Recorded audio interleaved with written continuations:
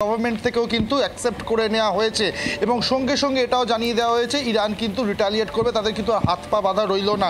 দেখো এইখানে খুব গুরুত্বপূর্ণ মধ্যপ্রাচ্যে যেখানে ইরানের অবস্থান, সেখানে আর্মেনিয়া রয়েছে, ইয়েমেন রয়েছে, জর্ডান রয়েছে, একটু পাশেই ইরাক রয়েছে, তো অনেকগুলো দেশ কিন্তু ওখানে রয়েছে। তাদের কি স্ট্যান্ড পয়েন্ট থাকে সেটা অত্যন্ত গুরুত্বপূর্ণ মধ্যপ্রাচ্যের জন্য, কারণ ভৌগোলিক অবস্থান ইরানের এমনই যে চারপাশে অনেকগুলো দেশ জড়িত রয়েছে। তবে এই দেশগুলোর মধ্যে যেটা ইরানের জন্য কিছুটা হলেও সুবিধা, সেটা হচ্ছে লেবানন বলো, আর্মেনিয়া, ইয়েমেন বলো বা ইরাক বলো, এরা কিন্তু সাপোর্ট দিচ্ছে ইরানকে। জর্ডানের কিন্তু এখনো পর্যন্ত পরিষ্কার করে কোনো স্ট্যান্ড পয়েন্ট পাওয়া যায়নি।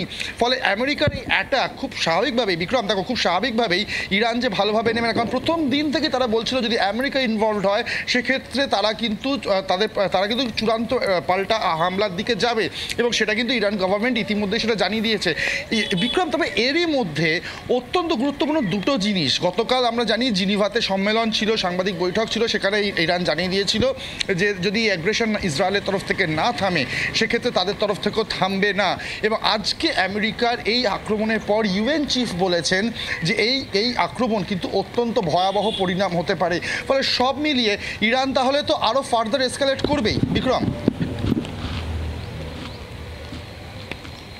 অবশ্যই অবশ্যই এসকালেট করবে, তার কারণ তোমাকে যেটা জানাবো যে তুমিও যে বিষয়টা বলছিলে যে 14 দিনের সময়সীমা দেওয়া হয়েছিল আমেরিকার তরফ থেকে, তাহলে কি এটা ডিসেপশন ছিল?